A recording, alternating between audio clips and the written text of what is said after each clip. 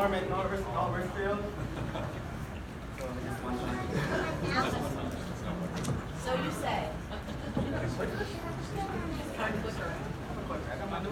So you have any notes? But it was a cadre. On all chiefs. And now that our honoree has been properly afforded all the tools for success, ladies and gentlemen, it's my distinct honor to formally introduce our Air Force's newest Chief Master Sergeant, Chief Master Sergeant Carlo M. Mangoba.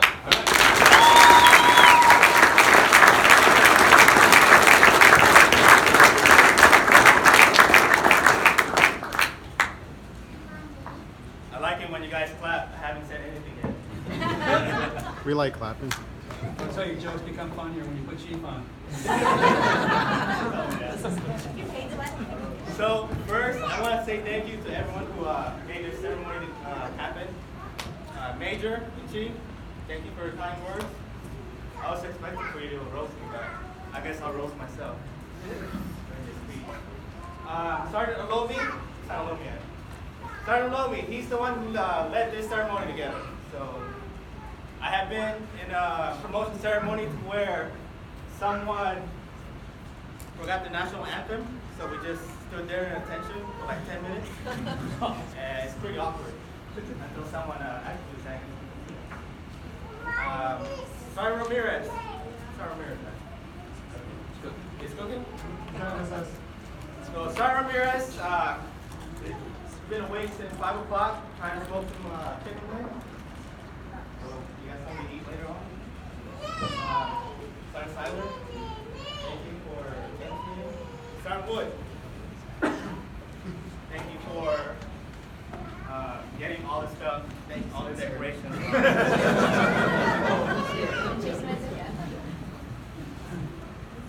So, funny story, right? I was at main base about Tuesday. I was out in alterations trying to get a new chief stripe on my blue shirt. And this lady behind the counter told me, hey, you know you can get a smaller chief stripe now, right? You know, you wouldn't look weird with your arms striped. I was like, my arms is that short? Because I think the chief stripe is like this big. What makes it even more weird is there's a guy behind me. He tapped me on my shoulders. Just like, hey, you're a chief? Like, how come you look so young?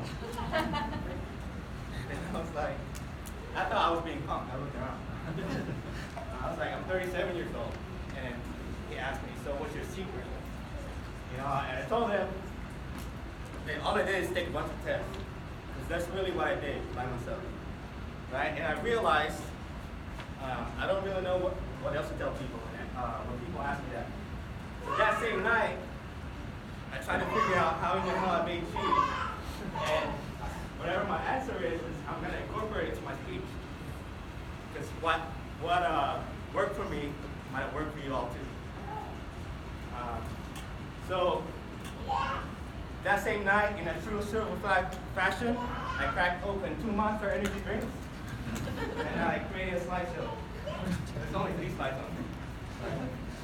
So, part number 1. There's a chief memento in my office. It was given to me during my chief recognition ceremony. And it says, never forget where you came from. And speaking of not forgetting where I came from, I want to start here. Yeah, it looks the same. This is not Manny Pacquiao's MySpace picture. That's me. Back in 2001. This picture was taken in January 2001. It is the same day when I flew out of the Philippines and immigrated to the United States. So that's when I left and left everything that I know to be with my dad, who's already in the United States. So at 18 years old, that's my very first time on a plane. Right? And I still remember when I landed in the United States, I tried to get something to eat and drink. I looked at my wallet. I got 2 $10 bills and a $20 bill. So I look at my wallet again.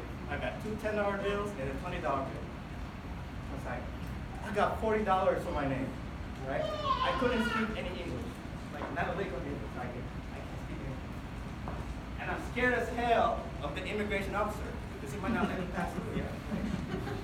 So after I ate, I went to the immigration officer's booth.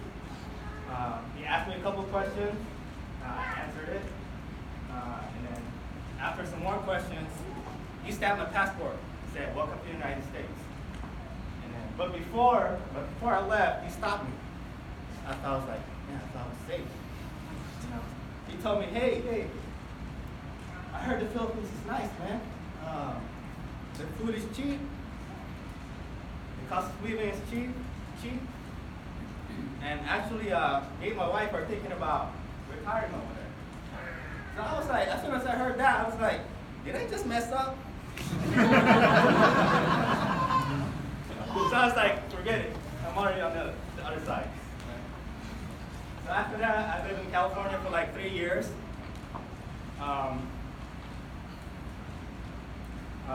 Lived paycheck to paycheck.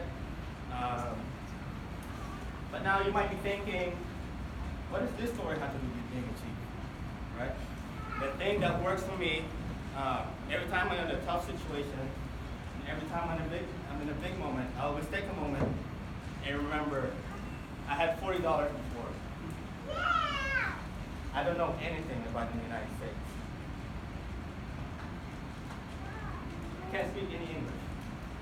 And what it does for me is, it allows me to be in a moment and realize that, to be in a different perspective and realize that there's always a better future. So if you guys remember where you came from, put that in your back pocket, and it's going to help you all later on. So to continue my story, after 3 years living in San Francisco, I joined the Air Force. Really don't have a good story when it first started. As a matter of fact, I made a lot of mistakes when I was an airman. And having a lot of mistakes and being an electrician is probably not a good combination. I'm surprised I still have my eyebrows today. You guys know Mark Zuckerberg? Zuckerberg? That's me when I was an airman. But instead of having a social media as Facebook, my social media would be this Facebook. Y'all know Steve Jobs? That's me when I was an airman. But my name wouldn't be Steve Jobs. My name would be Steve No Jobs. That was me when I was an airman. As a matter of fact, I was on the verge of getting out.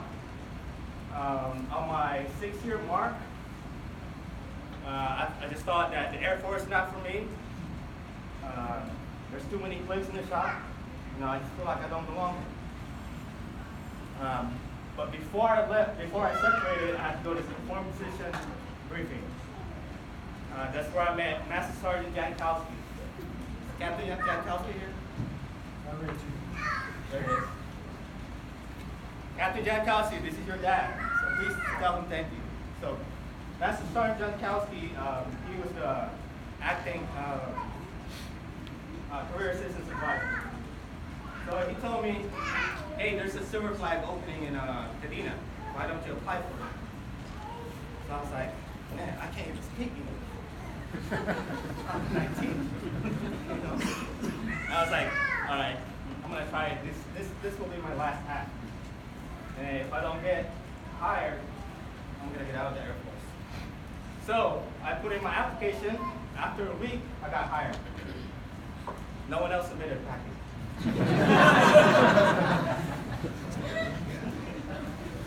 So you might be thinking, this guy can't speak English, and he's disgruntled about the Air Force. How did he make chief? Which brings me to my next slide.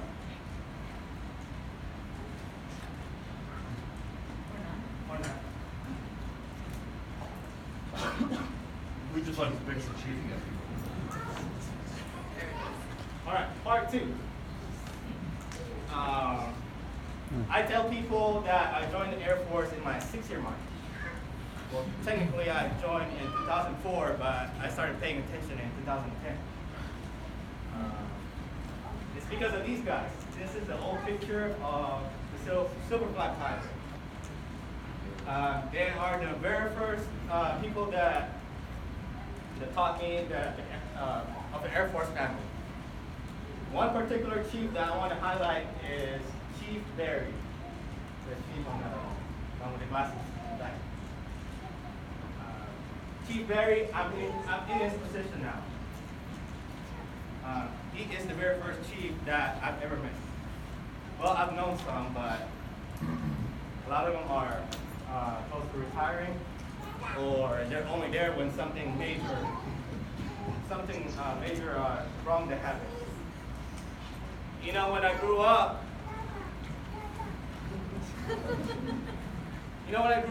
I had this image of a chief where, I walk around with a cup of coffee, and then, if something wrong happens, they're the ones gonna yell at me. When the chief comes, someone's gonna get yelled at.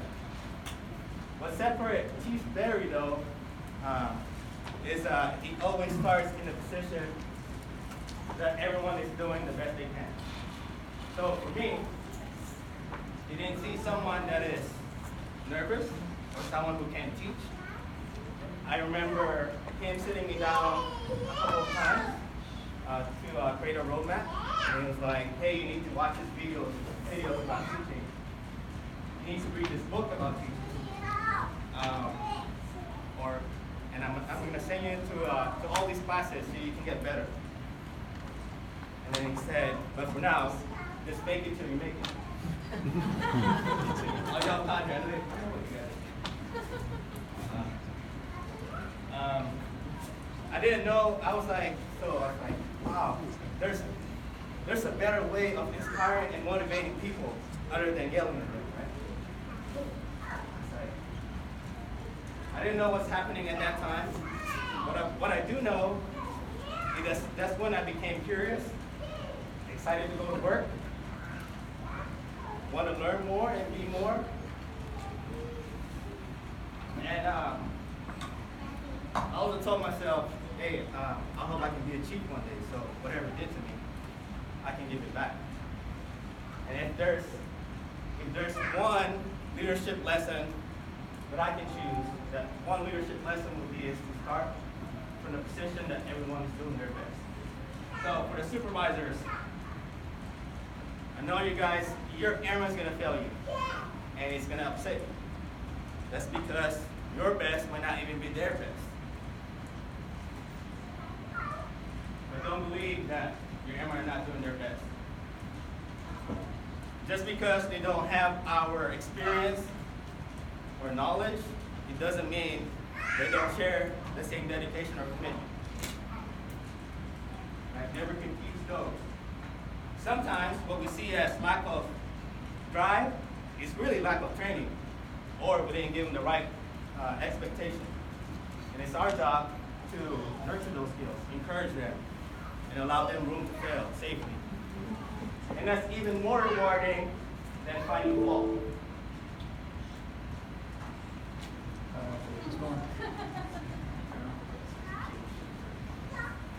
Chief Barry started in a position that I am doing my best. That's why I'm standing here today.